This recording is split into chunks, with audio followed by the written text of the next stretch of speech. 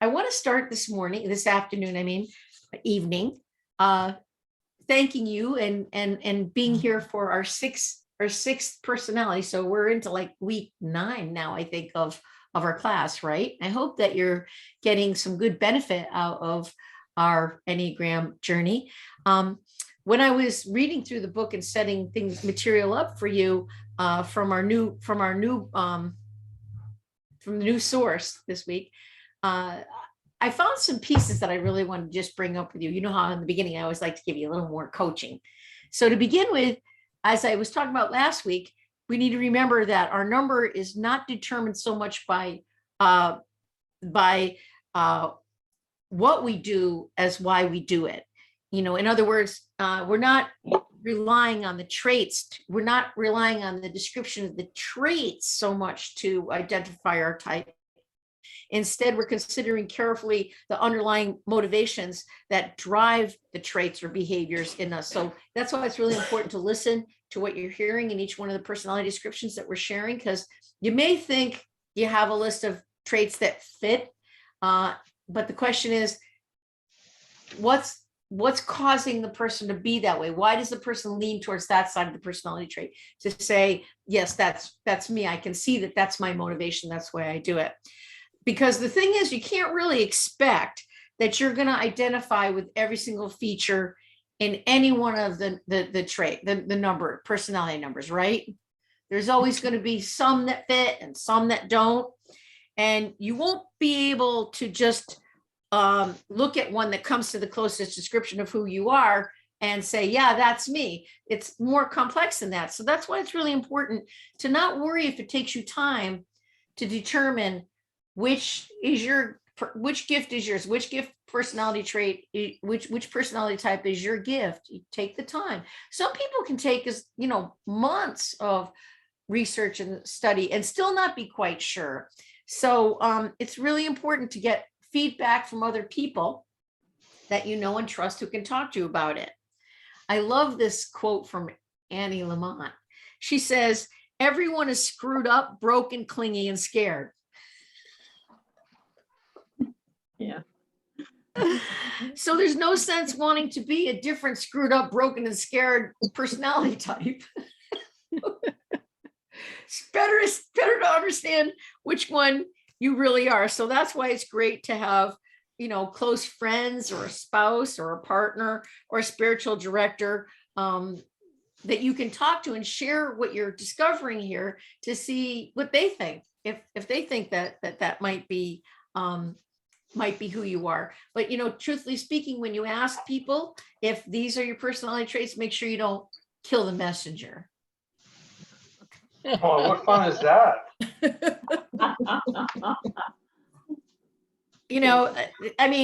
One of the lines that I've heard over and over again, and they wrote about this in this book that I really liked, was that they said, often people say, I don't want to be pigeonholed or put in a box when they think about the Enneagram.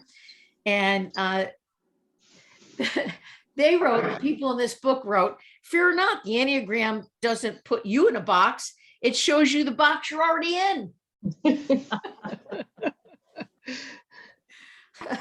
So, that's what's really important. At times you may feel like, while we're listening to the Enneagram, that we're leaning hard on the negative side of the personality traits, that it seems like it's all kind of negative. But, the reality is, with most people, we identify way more with the sides of ourselves we're not happy with, in the places where we find ourselves getting caught up, than we do in the places where we shine.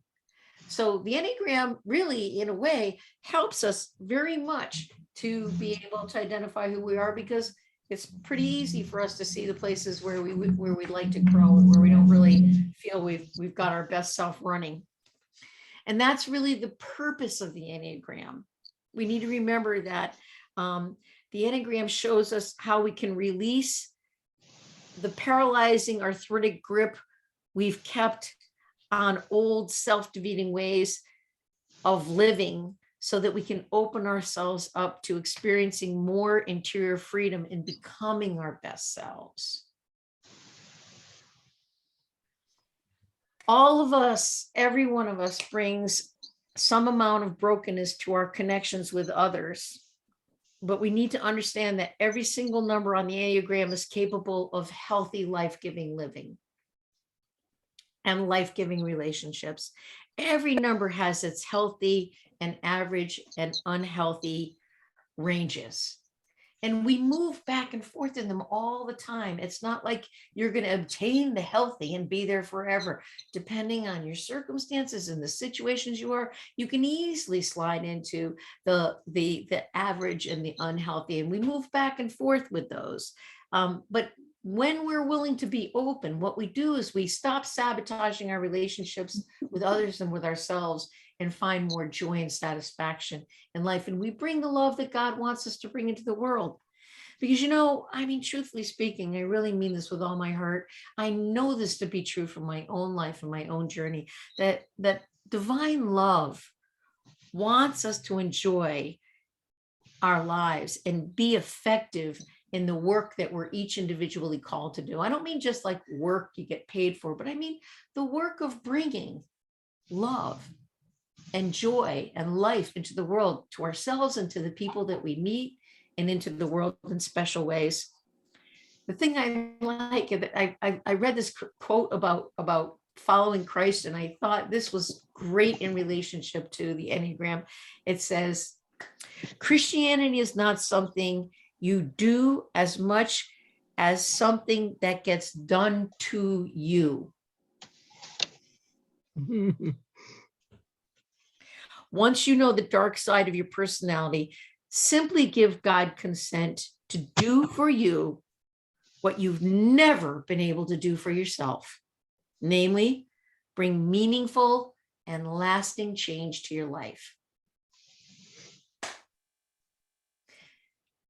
So, week 9, personality 6, that's where we're at. So let me see if I can get our new little form up that I made today. Let's see if I can find it. Just give me a sec here. And I will share it with you, and we'll talk about what it is. What's the fun life of being a 6? Yay! Are you ready?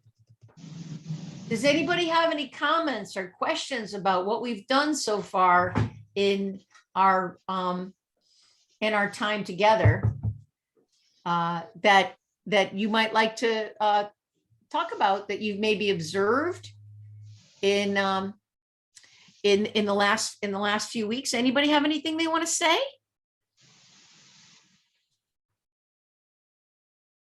Do I have to talk to you after the meeting, if we could, for a minute? All right then. Okay. With that moment of sharing offered to you that you've refused, we will now move into the share screen of the 6 personality, and you're going to really love this one. All right. So tell me if you can see this clearly. Okay. I want to make sure that this is all doing well for you. Hold on one second. How's that? One question, because remember the other person that you put up some stuff, and you said you were going to send that to us, but I don't think I've gotten that other person. Well, this is the one I sent you this morning, mid-morning, that I made. And then at about 5:45, I sent you the one that we normally use by Barron and Weigel. Okay, so this is the other one. Okay. This is the new one. Yes, okay, thanks. All right, so as the beginning of this says, this is a brand new book that we were using. This is a brand new book I used this time for you. So all of the information that's in this presentation is taken directly from the book Road Back to You, an Enneagram Journey of Self-Discovery by Ian Morgan Crone and Suzanne Stabile, published by InterVarsity Press. So to begin with, the type 6, the loyalist, is committed, practical, witty. They are what? Pretty fussy. What? It's pretty fuzzy. It's pretty fuzzy? Okay, hang on one second. Yeah. Let's see. How's that? Nope. There it is, right there. Okay, good now? Yep. Everybody good? Yes. Yep. All right, so the type 6, which these people call the loyalists, they describe as committed, practical, and witty. They are worst case scenario thinkers who are motivated by fear and need for security. So remember how we talked about the triads before, the 3 different triads? Well, the type 6 is in the head triad, and these numbers are driven by fear. So the 6 in the fear category internalizes their fear. And the deadly sin, remember we've talked about this before, the idea that the Enneagram is based on the 7 deadly sins plus I can't remember the 2 now right off my top of my head. Oh my God, I'm so sorry. Does anybody remember? Anybody want to chime in here? Anger, I think, is one of them. Anger and fear. I'm not sure. We'll find it though. We'll find it. Well, we won't find it today, but at any rate. All right. So fear. So now this is the point of why deadly sins are called deadly sins, because they're the idea in the ancient times when they talked about the deadly sins, they were what takes you away from God.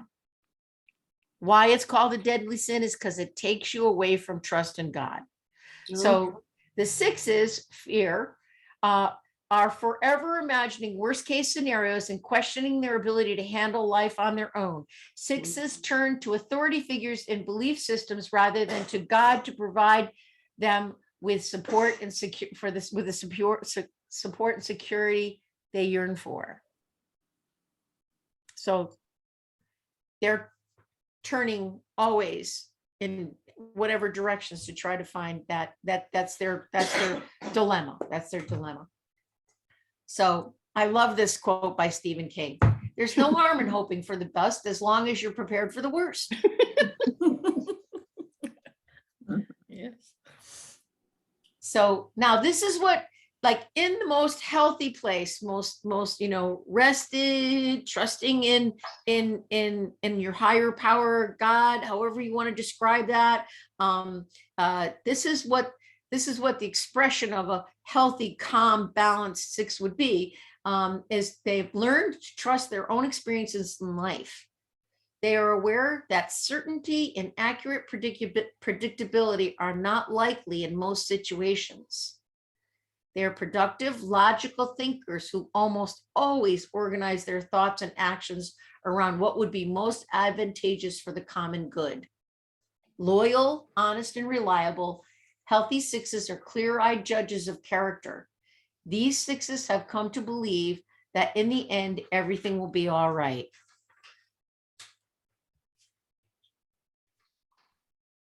Now, in the average 6, it's got some stress but is just living life. They question almost everything. They struggle to get out of their own heads in the patterns of worst case scenario planning. They are overly focused on authority and can either be subservient on the one hand or rebellious on the other. They find the world to be an unsafe place and they respond with fight or flight. These 6s, while managing all of their anxiety, are committed to education, church, government, families, and social service organizations. Now, again, remember, they're giving us a broad thumbnail sketch on these things. So it doesn't mean that this is exactly a description, but you can see what they're talking about here is that the idea of liking organizations that have a trusted order. That doesn't mean that they think their order is great all the time, but they appreciate organizations that show a trusted order. Does that make sense? Yes. Not for Yeah. me. Yeah. Yeah. I kind of don't fly that way. Well, just listen to. Over the years, I've learned that those institutions tend to fail us more often than not. And that guy, see that voice, that's a 6. You hear it? Mhm. And it's- No, I and just it's- mean it. I mean it in all sincerity. That Right. is the voice of a 6. And it's not a loyalist, it's a questioner. Well, you'll see, again, hear that right away response. It's a That's- counterphobic 6. Yeah, it's just a matter of seeing that, like appreciating it, and appreciating all the things that Andy is, and appreciating him speaking to you from his natural place, that he's revealing to you the strength and the challenge of the 6 personality in the Enneagram. Thanks, Andy. I really want to hear you tell us every reaction you have when you have them. So the unhealthy 6 find danger around every corner. Their anxiety borders on paranoia, as they fear that the world is unfair and that most people are not who they say they are and cannot be trusted. Unable to trust themselves either, they look to authority figures and experts to make decisions on their behalf. These 6s find faults with others and tend to fall into a pattern associated with the mental mechanisms of projection. Again, stressed out 6, right? Stressed out 6 can be that way, is that way. 6s see a dangerous world in which disaster can strike at any moment. Appearances are deceiving. People have hidden agendas. They keep their eyes peeled for possible threats and mentally rehearse what they will do when the worst happens. For 6s, imagining and planning for potential catastrophes is a way of maintaining a sense of safety, control, and certainty in an unpredictable world.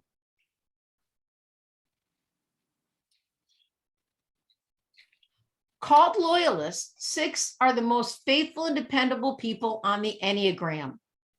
6s are also sometimes called devil advocates, the questioner, the skeptic, the trooper, or the guardian. They keep a watchful eye over us. They safeguard our values. They are the glue that holds the world together.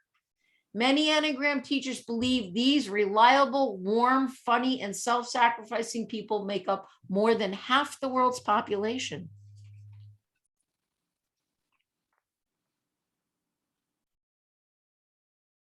Six's deadly sin. 6's deadly sin is fear, and they suffer a deep-seated need to feel secure.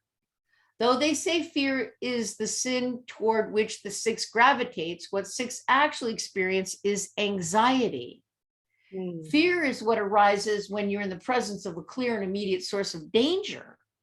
Anxiety, by contrast, is a vague, free-floating sense of apprehension that arises in response to an unknown or potential threat that may never materialize. Can I interrupt you for a second? Sure. Fear is not one of the 7 deadly sins. It's one of the 2 extra. Anger and fear really are the 2 extra, I think. Anger is one of the 7 deadly sins, but fear is not. Okay, Right. then fear's one of the 2 extra. Yeah, see what they did in the Enneagram, Andy, is they said that it's the 7 deadly sins plus 2 extra, and one is fear. I don't think it's anger though, Nancy. I think it's another No. one, and I can't remember which one it is. But I'm there's, gonna look it up. I think it's like, oh, I can't remember. If you can look it up, Nancy, that'd be great. But so what they did was they took the 7, because there's 9 personalities, and they added 2 more, and so they just put them under the category. But you're absolutely right, Andy. Fear is not a deadly sin, but in the Enneagram, that quality is considered added to the 7 deadly sins. Well, it's in this book anyway, maybe not the Enneagram, but in this particular book. No, in the Enneagram, in the different ones that we researched, they took the 7 deadly sins plus they added 2 more. Oh, And okay. one was fear. I don't know what the other one is. I wish I I could tell got you. a list of them right here. Traditionally, pride, greed, wrath, envy, lust, gluttony, and sloth. Right, those are the 7, and then they added 2 more, Andy. And fear Trying was to one that they find it. added. I heard that. But okay, whatever. Okay, I just copied it from the book the way they put it here, but I should have said the added sin. You're right, Andy. That would have been a better way to do it. And I think the other one that they added was deceit. That's it, deceit. That's the other. Deceit? Thank Yeah, you very I just much, looked it Paul. up on my iPhone. Thank you. That's the other one they added. Excellent. Well, no, good. Believe me, That's I'm not good. deceiving you. And I was trying to work with a book, an archaic book. Right. So, but that's, Actually, deceit makes a lot of sense because in Dante's Inferno, the deepest depths of hell where Satan resided was trapped in ice, actually. Brutus and Judas, the two great traitors, were trapped in the deepest depths of hell with Satan. So that's a big one. yeah, but it's not a deadly sin. Deceit is not a deadly sin. And neither is fear. You're absolutely right about that. But in order to round out those things that are the responses in the world that take us the farthest away from God, put them under that category. Fear is one of them, and that's the one of That 6. makes sense. That makes Yeah. sense. Yeah. So that's what that's all about. So thanks for that correction, Andy. But I want you to see that again. And Andy, do you see how Andy's making sure, guarding that we get the right information? I'll make sure everybody here. That's the intention. That's the intention of a 6. That's the intention of a 6. Is Paul Anderson a 6?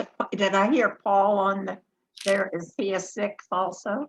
No, I don't know if Paul is or not. He just looked up the other word for us. Okay, But Andy actually saying that's not a deadly sin yeah, is the guardian of the truth of what we're studying. right.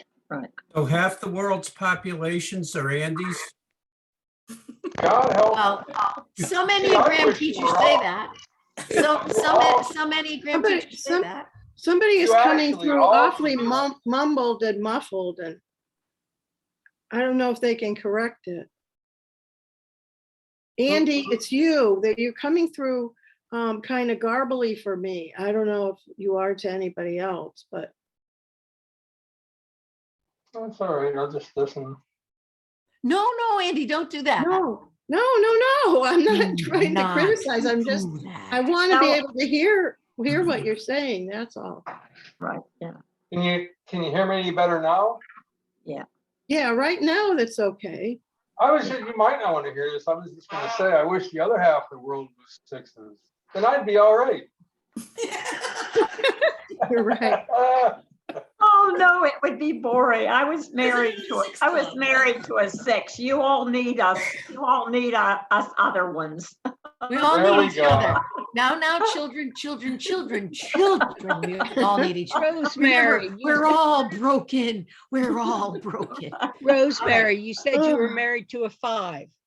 Well, a 6, I don't know where he was, but he was sort of combination, so I don't know. I'm trying to, even now, had him for 72 years, I never figured him out, so. Oh my Even gosh, with a wow. strong other wing. Wow. Let me know when you're ready to go on.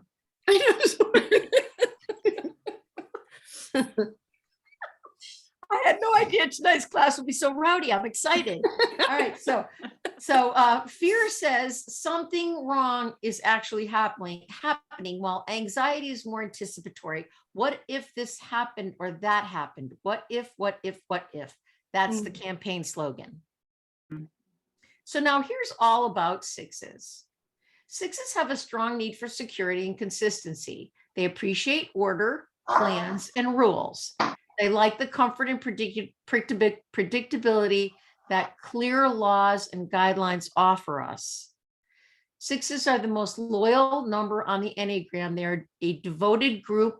They are devoted group members who, once they commit to a community, put down stakes and won't abandon it over small matters of disagreement. Though they are typically wary and skeptical of people at first, once you've won 6's trust, They're with you for life. Sixes want to feel connected to the people they love. Hmm. They believe in the importance of family, home, raising responsible children, and marriage. And they make choices based on their values, in part because they have high security needs. Sixes are full of doubts and questions. Suffering from analysis paralysis, they turn to friends, coworkers, family members, and experts for advice because they don't trust their own thinking. They make up their mind, then change it again. They feel pulled one way, then pushed another. They waffle and equivocate, driving themselves and others crazy as they swing back and forth between yay, nay, and maybe. Part of the problem is sixes see both sides of everything. Hmm. If you're a six reading this book right now, you might be thinking, yes, I see your point, but on the other hand, I know, right? sixes are surprised when they discover that other people aren't as fearful as they are, but they identify right away with their ongoing battle of self-doubt and second-guessing themselves. When faced with decisions, sixes freeze like deer transfixed and car headlights, paralyzed about which direction they should go. John Irving says, I'm not afraid, but I'm very nervous. Leave it to John Irving. There are two kinds of sixes, each who manages fear, their need for security and their relationship to authority differently. One six is very loyal and gives their full attention to authority because they think that's where security lies. Always loyal to authority, these sixes seek to please and obey the rules. They are deferential to their bosses, trying their best to please because they view the authority as the source of their security. We call these folks phobic sixes. There's another kind of six who also focuses on authority, only they're not nearly as agreeable and compliant. These folks are wary of authority figures. They keep a weather eye on those in charge in case they're trying to pull the wool over someone's eyes or pull a fast one. Called counterphobic sixes, these folks will strike if they smell a rat. They seek security not by avoiding or placating a perceived threat, but by deliberately provoking and attacking it. Their security comes from conquering the source of their fear, not capitulating to it.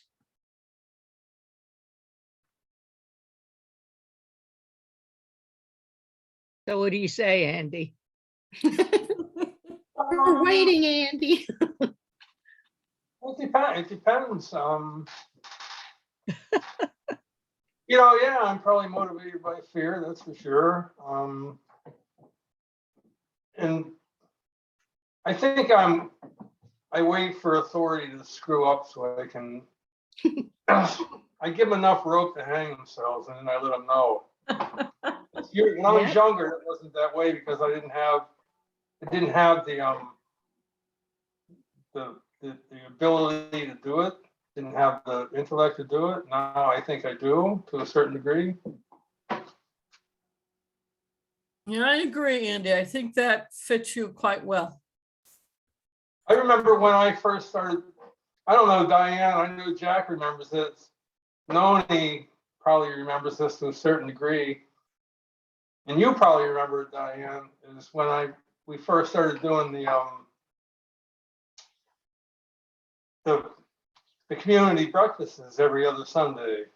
And we had we had a pretty rough start there because we had the whole homeless community coming in. And there were some pretty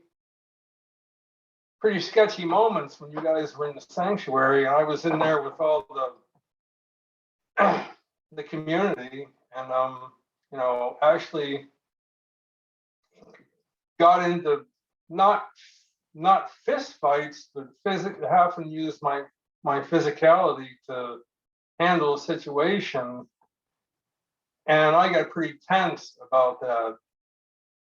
And so I was ever vigilant. You probably remember that. And then I got very, very controlling. Do you remember that, Diane? Yes, I Where it had do. to be my way, it had to be my way because I couldn't let anything go wrong because of this unstable community, or what I thought was an unstable community, which was a story I was telling myself, really, because I was the unstable one. And as I commune with that, much like yourself as well, I would imagine, Diane, as Yeah. we expose ourselves to that community, become much more at ease, and we're not as worried about bad things happening. What about you, Noni? Do you remember any of that stuff going on?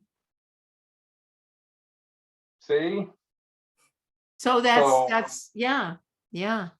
That's So the all, thing- that's all very, very much six It is. shenanigans. Yeah. It's Healthy six shenanigans. I don't know. Sometimes I don't know how I managed to, because just nobody wanted to be around me after a while. You know, it was pretty bad. I think, Andy, that's because you let that fear of being out there by yourself while we were at church, that you kind of projected it when we came out of church, like you knew it all. And if we didn't do it your way, it was the wrong way. So, and I think that's what he's talking about, Diane. You're exactly right. Yeah. It was definitely all fear-based. that all fear-based. And the thing that's important, thank you very much for sharing that, Andy, and Diane, thanks for sharing too. And Noni as well. Yeah, Noni as well. And I want to say, in reality, most sixes are a mix of phobic and counterphobic. So you're not going to be just all one or the other, which reflects their vacillating and doubting temperament. The phobic six will fall back and flee, while the counterphobic six will try to conquer or defeat whatever their fear is. Most sixes bounce back and forth between these two poles. Whether sixes are phobic or counterphobic, the bottom line is fear, and the focus for all sixes is authority. And I just want to say that one thing that I've noticed with Andy and other sixes that I know is they're some of the bravest people I know. In reverse for what we're saying, they're extremely brave. So it's funny. It's funny when you say that. You know, we might be brave to a certain extent, but if I was in a platoon and a drill sergeant or a lieutenant says walk across that rice field, I said, you go first. I want to see what happens to you. Then I'll decide whether I'm going to go across there or not. And that is so perfect. Wait till you read this now, Andy. Yeah, I know, exactly. You have no idea how perfect that is that you just said that, Andy, because listen to what I'm going to tell you about children now, because Andy's just reflected a really powerful thing from childhood. Check this out. Kids who are sixes learn to worry early. When these kids figure out that the world isn't safe and the adults in charge can't always be trusted, they respond by obeying or rebelling. Wherever they go, they know who is in charge and keep their eyes dialed on them. These kids respond to life in a measured way. Now listen to this. They'll watch two kids jump off a 20-foot ledge to a lake before possibly doing it themselves. Did we just hear that with Yeah. Andy? Right? So they're hesitant because kids who can't trust their environment find it hard to trust themselves. Kids who lack self-confidence typically have a difficult time receiving encouragement, so they miss out on the very message that would make them more secure and help them trust themselves at a deeper level. They are good followers and listeners because they're loyal. They hold up groups of friends together. They like to be part of a group, so team sports and school activities are a win for them. They find a sense of comfort in routines that are predictable. They grow up to be folks who hold together all of the community. We all count on them to make sense of our lives. Many, not all six kids, find themselves in unstable situations growing up. Because they are unable to trust their environment, they doubt themselves and look to other people for courage and advice. If they grow up with an alcoholic, for example, they learn never to let their guard down and to always assume the worst will happen so as not to get caught unawares. There you have it. There you have it, right, Andy? There you have it. I love this piece though. This is just, Remember me, Mr. Belt and Suspenders. yep, yep. And it comes from, God bless our parents who are trying to do the best, but when you have an unstable parent, it really affects every one of us, each one of our personality types. Unstable parenting deeply affects our view of our personality type that we're leaning through. Yeah. So 6s are terrific friends or partners when they're spiritually healthy and growing in self-knowledge. Quick-witted and charming, loyalists or questioners can leverage their anxiety and be very funny. 6s like Larry David. You all know who Larry David is? Comedian. Seinfeld and whatever. Yep, Seinfeld can turn their exaggerated anxieties, insecurities, and catastrophizing into fodder for self-depreciating stories that will keep their friends laughing for days. Listen to Which early. one was that, Larry David? It's Seinfeld. He also did his own show. Another Which one is, which character? well, No, he he was produced a it. writer. Or directed it, yeah. Yeah, he was the Oh, writer. okay, director. all right. But he Okay. also had his own show on HBO called the Larry David Show, which is Okay. like just so much about this idea. Now, this is another one though. Listen to early recordings of Woody Allen's stand-up routines, and if you want to hear a phobic 6 who made his fortune airing his self-doubts, or a counterphobic 6, George Carlin, aggressively questioning everything and everyone. Yeah. What So, about Rodney Dangerfield? I don't get no respect. There's another one. So 6s in relationships. 6s' way of seeing the world through fear-tinted lenses can wreak havoc on their relationships. They're not easy to be with, particularly in the beginning of a relationship. People who need security and certainty will keep their guard up. They will try to guess at what you're thinking. Mm. Afraid of being emotionally blindsided and having been hurt in the past, they will watch for hints of imminent betrayal or abandonment. A 6 will pepper you with questions like, are we still good? They will alternate between pushing you away and clinging to you. And because they're doubtful, 6s will assume you too are doubtful, which leads them to question you. It helps 6s in the throes of doubt to be reminded of your commitment to them. Never scold, dismiss, or make fun of a 6's doubts about their relationship with you unless you want to amp up their anxieties. That's not going to work out. Calm, reasoned assurance is the key. Even when 6s begin to trust their relationship with you, there's still the rest of the dangerous, fickle world for them to contend with. At times, it's hard to be with people who are always imagining and preparing for disasters. If only they could stop awfulizing and relax, right? When 6s begin to get stuck in worst case scenario thinking, ask them to walk you step by step through the chain of negative events they see happening in it. By each step, stop and say, you're right, that sounds bad. Then what would happen, or what would be there to help you? After a while, one of two things will occur. The plot of their nightmare scenario will either spiral into something so irrational as to be absurd and they'll start laughing, or they'll begin to see, often with your guidance, that as horrible as the feared future event would be, they would have the inner and outer resources to cope and thrive if it came to pass. Remember, worst case scenario thinking needs to be managed, not discounted. If you call them pessimists, you're only arguing back that they'll only argue back that they're realists. 6s are always going back and forth about things, and that can be exasperating in relationships. They decide, then second guess, they decide, they second guess. What's the source of all this waffling? They never learn to connect with the trust of their own inner guidance system. They often doubt their ability to make a good decision because, as a rule, they forget past successes. True.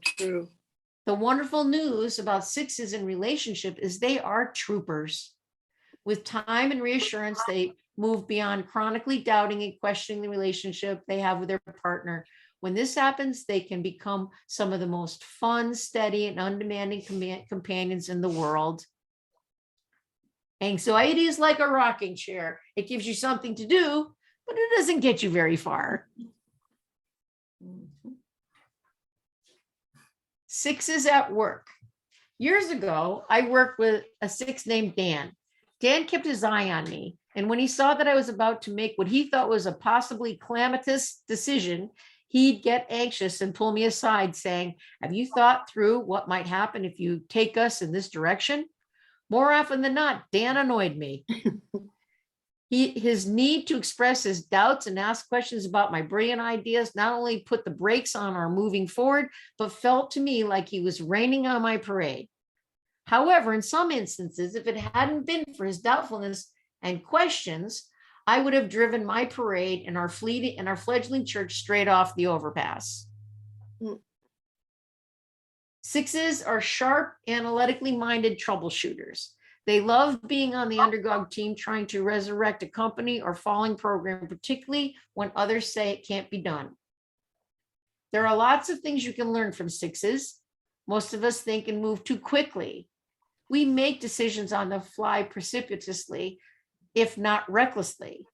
But there's a clarity and wisdom that comes when we're willing to wait and think through the implications of our choices. Because they're the ultimate devil's advocates, sixes bring that to the table wherever they work. Every business needs a loyal skeptic who isn't afraid to ask hard questions or point out the flaws in the plan. 6 employees will ask you a lot of questions, not because they're opposing you necessarily, but because they're trying to figure out what they're supposed to do and to make sure someone has looked at the big picture should something go wrong. I'm very much of a devil's advocate. Very much. You're scratchy again there, sir. Yeah. I'm very much of a devil's advocate. That's much better. Yeah. Yep, you are. Sixes have mixed feelings about success as well. On the eve of victory, they might procrastinate because they know success will only attract attention. Sixes don't like the exposure that comes when they're in the spotlight because it leaves them vulnerable to attack. Also, sixes don't thrive in highly competitive environments where they're pitted against their colleagues. Winning at the expense of a co-worker doesn't sit well with a person who goes by the name of loyalist. Yeah. Because sixes are conscientious, they tend to take on too much work, which leaves them feeling stressed out, resentful, and pessimistic. When it all becomes too overwhelming, they can overreact, which can ripple out and freak out other people. When this happens, get them to break tasks down into manageable steps and encourage them to delegate more. Jack, I remember you trying to get me to get people to help at St. Paul's. I don't need any help. But I hate the fact that I have to do everything. Because nobody can do it right. Because nobody can do it right. Or nobody can do it Andy's way. Well, that's what we're saying. That's a sweet 6 for you. That's a sweet 6. Oh, yeah. Okay, so does anybody know anybody like this in their life? Mhm. Yep. Okay, so let's talk about the wings now. These sixes are more, okay, so sixes with a 5 wing. These sixes are more introverted, intellectual, cautious, self-controlled, and apt to seek security through allegiances to an authority figure. They gravitate towards a defined belief system and a group that shares their values. Sometimes misread as distant or aloof, sixes with a 5 simply like to protect their privacy, engage in solitary activities, and pursue hobbies. The sixes, right? The sixes with a 5 wing has a greater need for time alone, which can help them gain broader perspective on things that contribute to their anxiety. The counter is also true. Since with a 5 wing, the 6 may ruminate too much, exasperating, unproductive thinking. Because they overanalyze things for too long without taking action, some sixes can suffer from analysis paralysis. I'm a brooder. You are a brooder. You are a brooder. So this is now the 6 with a 7 wing. The 6 with a 7 wing are a delightful surprise, reflecting the playfulness of 7, the enthusiast. They are entertaining, animated, and adventuresome. They are willing to risk, albeit only a little, so the boundaries of the 6 are stretched to accommodate more options.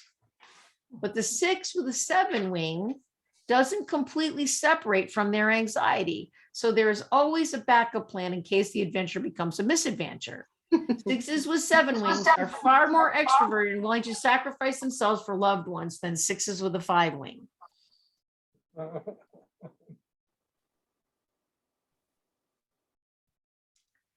I'll never forget.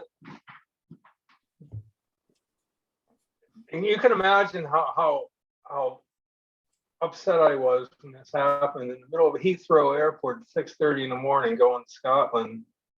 And this was right after the shoe bomber. And you couldn't take any liquids. And so the American Airlines said that we could take whatever we want as long as we don't take, there was a certain amount of liquid we could take. We get to Heathrow, we couldn't take anything. So right in the middle of rush hour on Monday morning, Heathrow Airport, Heather and I got the suitcases open in the middle of the airport, right in the middle of people trying to go to work, getting this stuff. I was devastated. It was devastating. No planning, no, I can't believe that I got through the rest of that trip without losing my mind, but I did. Well, Andy, I want to remind you of Florida in the airport. Yeah, that was good. That was good. Yes, Andy. I don't know what you're talking about, but Well, Andy went with me. Andy went with me to help me with my mother-in-law down in Florida. And on the way to the airport, we were already running late because that's the problem with who I am, an 8 with a 7 wing, and poor Andy has to suffer through that as his friend and partner. And so we were. I'm driving and I'm racing to the airport, and I get stopped by the police, which makes us even later. We get to the airport, we get in the airport, and we're having to run down to the runway, down to load, because they're already loading. And Andy's got these shorts on, and while he's running, his shorts are falling off his hips. oh no, geez. Oh gosh. I just want you to think of a 6 in this experience. Oh gosh.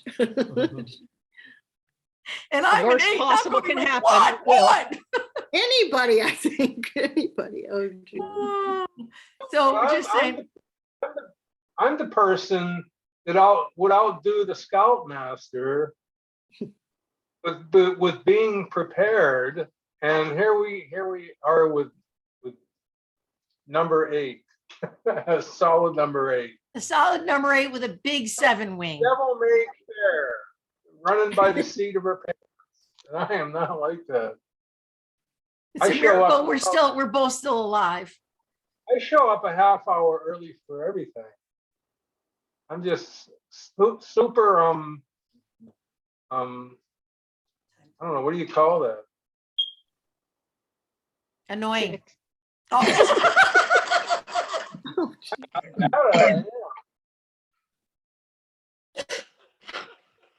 Punctual. That's what it is. Punctual.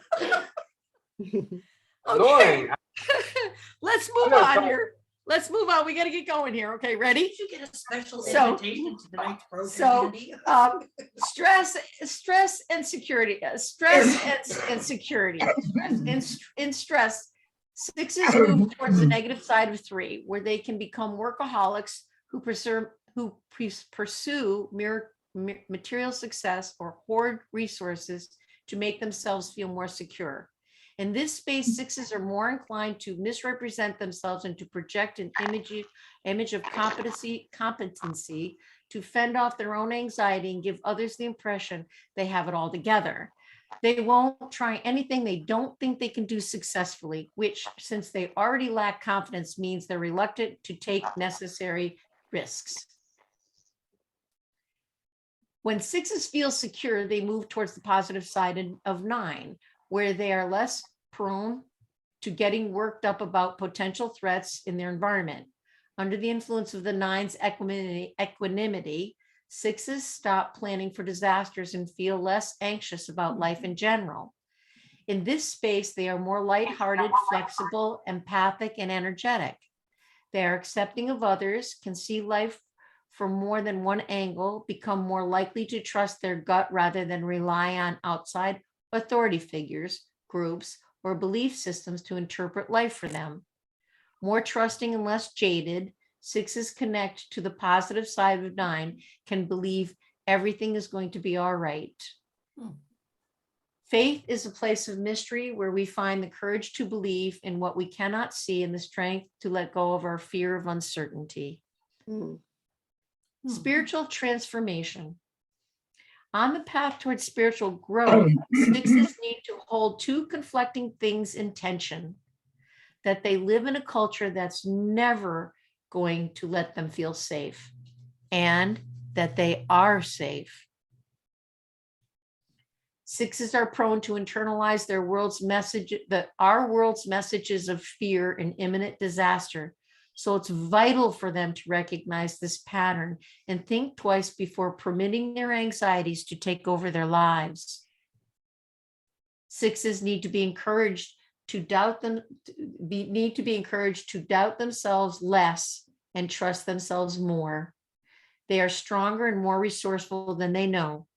They've just been going about transformation the wrong way.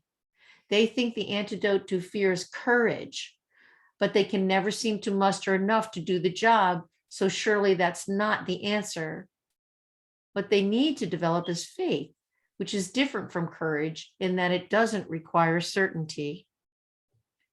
Faith asks six to believe and trust that something or someone bigger than they are, who will always have their back, who will never leave them, but instead will be there to support them in times of crisis.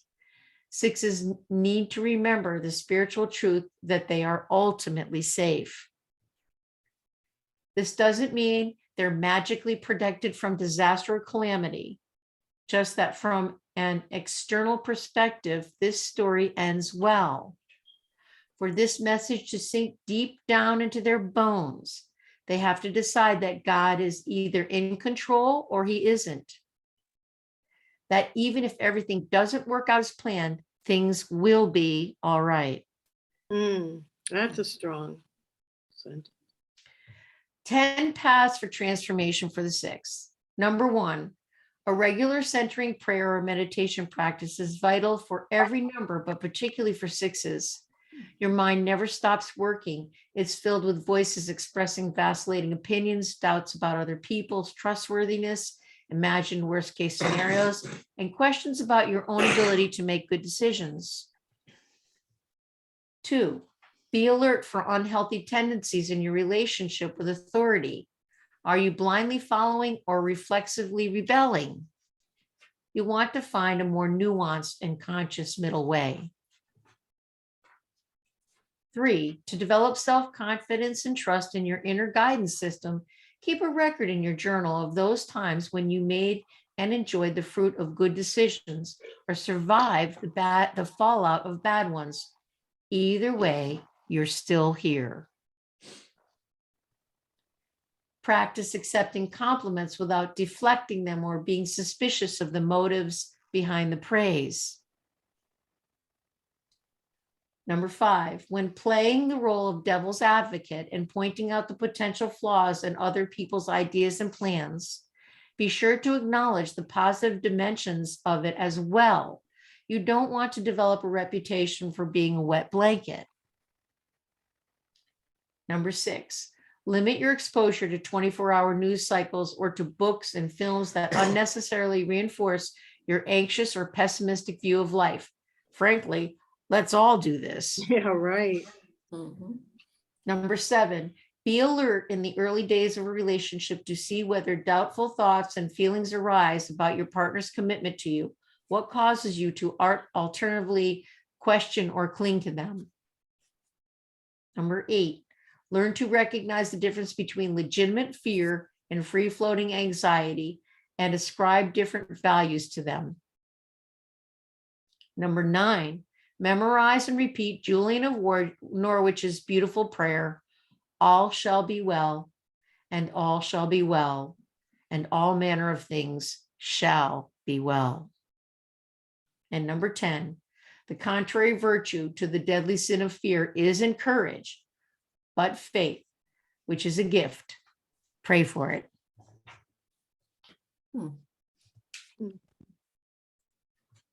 All right, my friends, that is the number 6. Does anyone have any more they'd like to share or comment?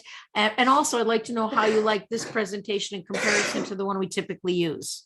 Well, I just like to tell Andy that I am, at least by my answers, are a 9. So we may have something in common after all. You're scratchy again, Andy. Yeah, Andy, he is. I don't know what it is that gets you scratchy, but you're still scratchy. Huh. I like this. I like this presentation. It seems more, more in depth, and it's fun for me to figure out whether I was married to a 5 with a 6 wing or a 6 with a 5 wing. So, I agree with your sentiment. and it's fun to to go, oh, he had, yeah. Anyway. So, I like yeah. this presentation better too. And I was interested because I'm a 5 and I think I'm a strong 6 wing. So See, that's I'm why a we get counterphobic along, type. Nancy. I had to learn Yeah. to live with one of them. Give me an authority figure for me to shoot at. No, I'm not. I'm not an authority figure on anything because I just remember that Ralph. I would go, okay, let's remodel the house. I'll knock out this wall, and I start doing. And he goes, no, you have to have a spreadsheet and have it all. You have to have all the strategy and the priorities, and we've got to think about it. And these are all the things that are going to go wrong. And I go, that takes away a lot of energy right away. Anyway, but he was a research engineer, so he was really good at that. And he was also really good at being the structure for so many things we belong to. He was the guy who put together the membership rolls and the 501c3s and the budget and all that. He created the structure. So I think that, I don't know, 5, 6, that's something. And and he also said, one time I said, we can renew our vows at the church. They're going to have that. And he said, but I gave my word once. Why would you have to do it again? That's a 6. With my 6 wing, I think it was my father that taught me, not that it was an unstable parent, but I can always see the worst possible outcome of something and simply do what's necessary to avoid it. So like I always walk with knife or scissors pointing down, and I always think about it. Or tailgating. I can't tailgate because I'm just thinking too hard about rear-ending the person in front of me. So I think that's a little bit of a 6. That makes me laugh when you say that, because I think about Andy and I riding in a car, and I always run my gas tank down to 0. I like to run it down to 0 before I fill it back up. Oh, gosh. And it drives Andy nuts. Andy says to me, why don't you just fill it up at halfway? If you fill it up at halfway, it's the same thing as filling it up at empty. You're just not risking running out of gas. And I'm like, no, I like to know how far the fumes go. There's a lot of good things about being proactive. I remember when I was a young. You're Andy, see, there's somewhere where you sit. When you sit at just the right spot, you don't have the scratchiness. Right. No, you have it now. Maybe move it a little. How about now? Yes. No. Still scratching. Still scratchy? Well, I gotta do this Real then. garbled.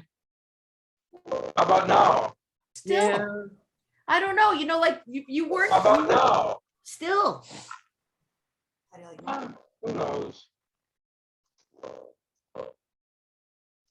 It's all right. I'm having fun listening. So Okay, all right. Well, my fear about running the gas tank down is what if there was a nuclear war and I was left without fuel to be able to get to the friends that have food in their basement? Right, and I'm just saying, if there's a nuclear war, my opinion would be, if there's a nuclear war, it's too late already. I Right. know, but that's the thought that goes through my head. Oh, And my thing is, if there's going to be a nuclear war, let's have a party first. yeah. say, I hope the first bomb. I hope the first bomb lands right on top of my house while I'm in there. That's all I know. I wouldn't feel anything.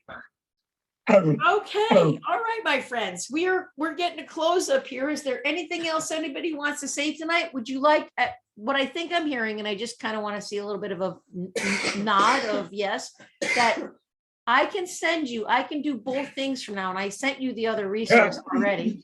I could use this same book for the rest of the personality types. I could research it and cut and paste and put that together for you. And you also could obviously buy the book, but I'd be happy to use that if you think it stimulates better conversation and kind of gives better awareness of the personality style. Could you send both of them like you did today? Yeah. As long as you send both of them, will be okay. Yeah, but I think doing the discussion from this version created more conversation. I think so too. I think so too. Yeah, that's true. Okay. On the other hand, we had I Andy think you were all shoot beating at. up on Andy. Yeah. All right. Well, he deserves beating. I'm sitting here listening to everything you say, and I will not forget. Yes, the Well, we know it. loyalist. You're gonna have a good trip on Friday, Jackie. Can you hear me? Can you hear me now?